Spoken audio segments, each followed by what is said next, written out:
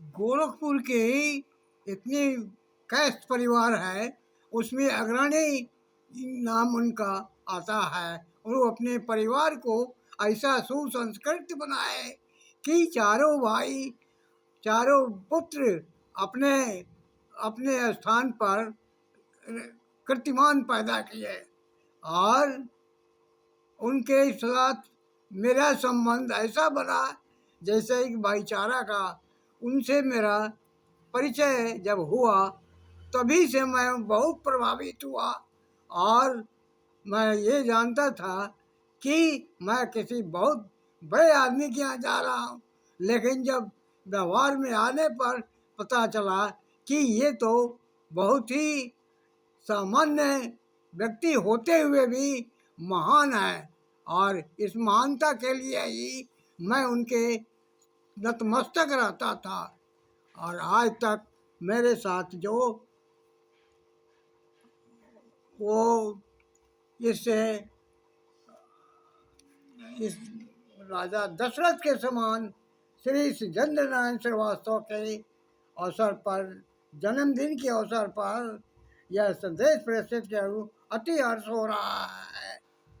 ऐसा अवसर उनके चारों पुत्रों परिवार सहित सभी को आशीर्वाद है, क्यों कि उन्होंने ऐसा सुसंस्कृत पुत्रों को पैदा किया कि उनके नाम में बहुत से रिकॉर्ड है। लेकिन मैं कितना इतना वर्णन करूं। उनसे, उनके परिवार से मेरा सम्मान जो हुआ उसको मैं कभी भूल नहीं सकता हूं। और मैं जानता हूं कि इस तरह का व्यवहार बराबर सबके साथ उनका है और रहेगा। प्रिय कुंवर जी, विजय तथा परिवार के समस्त सदस्यों को मेरी शुभकामनाएं। मुझे ज्ञात हुआ है कि आप लोग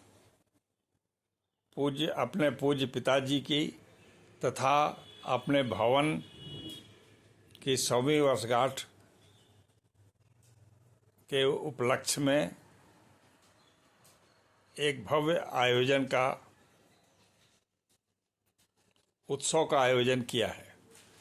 मुझे खेद है कि मैं इस आयोजन में सम्मिलित नहीं हो सकूंगा। मुझे भाई साहब की जैसे ही उनका जिक्र हुआ, ऐसा लगता है कि जैसे वो मेरे सामने बैठे हुए हैं।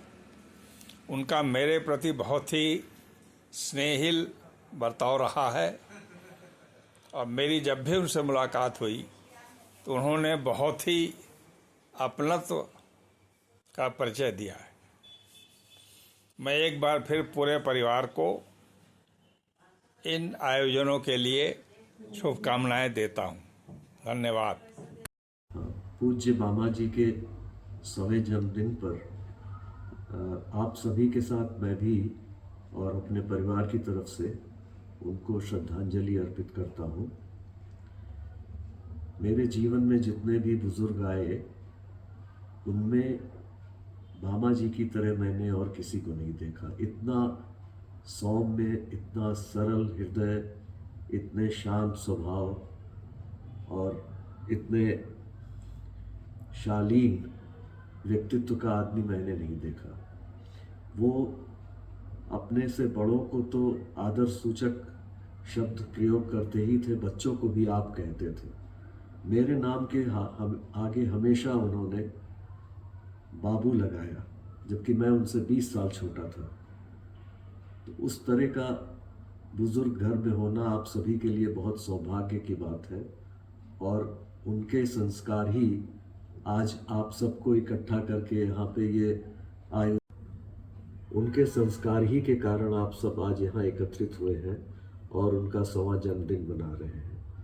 मेरा मृत आत्मा को श्रद्धांजलि और आप सभी को बहुत बहुत इस बात की शुभकामना कि आप ऐसे व्यक्तित्व के धनी व्यक्ति के यहाँ आप सब ने जन्म लिया।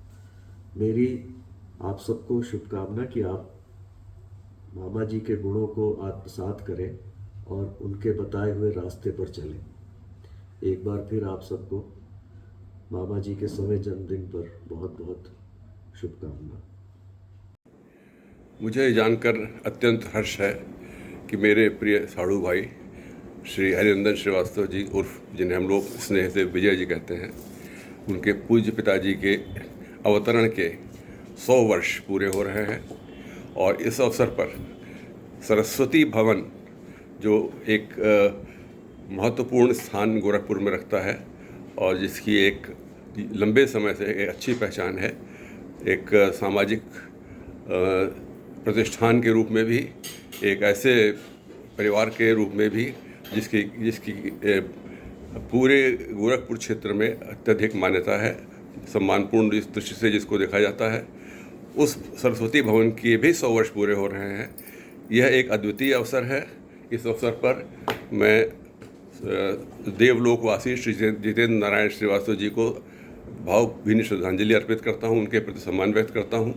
उनके साथ जो हमारा कुछ संबंध कई बार हुआ है, कई बार उनके पास रहने का अवसर मुझे प्राप्त हुआ।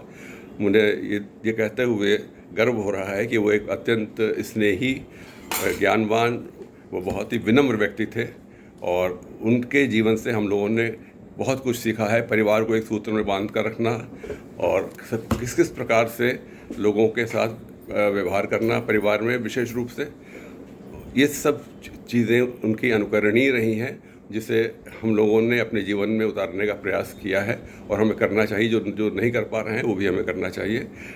एक बार पुनः मैं संपूर्ण परिवार को अपनी ओर से हार्दिक बधाई और शुभकामनाएं देता हूँ। श्री जितेंद्र नारायण जी के ज्येष्ठ पुत्र कृष्णानंद जी को और उनके दोनों कनिष्ठ पुत्रों को भी अपनी शुभकामनाएं देता हूं और सभी परिवारजनों को इस अवसर पर हृदय से हार्दिक बधाई देता हूं और विश्वास रखता हूं कि ये परिवार आगे भी इसी प्रकार अग्रसर रहेगा और श्री जितेंद्र नारायण जी द्वारा प्रशस्त किए गए पथ पर अग्रसर रहकर उनका नाम उज्ज्वल करेगा। धन्यवाद। नमस्कार कुंवर जी और विजय जी, आप लोग को बहुत बहुत बधाइयाँ 2 चीज़ के लिए। एक तो पापा जी के 100 साल पूरे होने के जन्म के, और दूसरा जिस घर में आप रह रहे हैं उसकी शताब्दी के। ये तो बहुत किस्मत के लोगों को ये मौका मिलता है कि दो इस तरीके की वो फंक्शंस करते हैं और इस तरीके के ओकेजन्स में प्रेजेंट रह पाते हैं हमारी उस घर के साथ। और पापा जी के साथ बहुत सी सुंदर यादें हैं, क्योंकि शायद हम पापा जी से अनीता जी से पहले ही मिले, और जब वो बनारस में पोस्टेड थे, हम भी उस वक्त बनारस में थे, हम लोग बैचलर्स थे और शादी तय भी नहीं हुई थी, उससे पहले ही से ही पापा जी इतना मानते थे, इतना बच्चों के तरह समझते थे कि जब भी कोई भी घर में अच्छी चीज़ बनती थी या कभी कोई फंक्शन होता था तो फ़ौरन बुलाया जाता था घर के बच्चों की तरह। तो इसलिए कभी ये फील ही नहीं हुआ कि हम लोग जो है उनके बच्चे नहीं हैं, और हम लोग बहुत मिस करते हैं, इसमें कोई दो राय नहीं। उसी तरह से इस घर में भी, क्योंकि जब पहली बार मैं इस घर में घुसा था तो शायद इसका इंटरेस्ट दूसरी तरफ से था और बाद में इसमें बहुत से चेंजेस हुए। लेकिन सबसे बड़ी इस घर की, क्योंकि मकान तो बहुत होते हैं, इस घर की सबसे बड़ी तारीफ़ ये है कि सब लोग इतने मिलजुल कर रहते हैं कि कोई भी आता है तो ये नहीं पता चलता है कि ये उनके यहाँ का है या ये उनके यहाँ का है। सब मिल कर के इतने बिल्कुल दोस्तों की तरह बिल्कुल अच्छे तरीके से रहते हैं। और मैं तो ये कहूँगा कि किसी की नज़र ना लगे इसमें। कहने को तो वैसे बहुत कुछ है, लेकिन टाइम बहुत कम है, इसलिए एक बार फिर से आप सबको बहुत बहुत बधाइयाँ, और इसी तरीके से आप लोग भले फूले और अगले 25 साल और मनाए साथ में कम से कम। धन्यवाद। प्रणाम। आज बहुत ही सुखद संयोग है कि आज पापा जी की 100वीं जन्मतिथि है और ये घर जहां आप सभी निवास करते हैं, इसको भी बने आज 100 वर्ष पूर्ण हो रहे हैं। बात करते हैं पापा जी की। पापा जी से मुलाकात होती थी, चरण स्पर्श और हालचाल। लेकिन मुझे ये नहीं पता था कि पापा जी मेरी बात को इतनी गंभीरता से लेते हैं। एक घटना मुझे याद है। बात अंशु के शादी के दिन की है। हम सभी तैयार हो रहे थे, तभी घर के कुछ लोगों ने आके मुझसे कहा बारी बारी कि नलिनी, तुम्हें पापा जी बुला रहे हैं। मुझे समझ में नहीं आया ऐसी क्या बात मैंने कर दी कि पापा जी मुझे बुला रहे हैं। फिर भी मैंने अपनी रंगाई पुताई छोड़ी और चल दिए पापा जी के पास। नीचे गए, देखे पापा जी एकदम लक झक तैयार खड़े हैं। मैंने पूछा, पापा जी हाँ बताइए क्या बात है। मैं कुछ नहीं बेटा, ये बताओ मैं ठीक लग रहा हूँ। मैंने कहा, अरे वाह पापा जी, आप तो बहुत स्मार्ट लग रहा हो। उन्होंने कहा, बस मुझे तुमसे बस इतना ही पूछना था। अच्छा लगा कि पापा जी मेरी बात को इतने गंभीरता से और प्यार से सुनते हैं।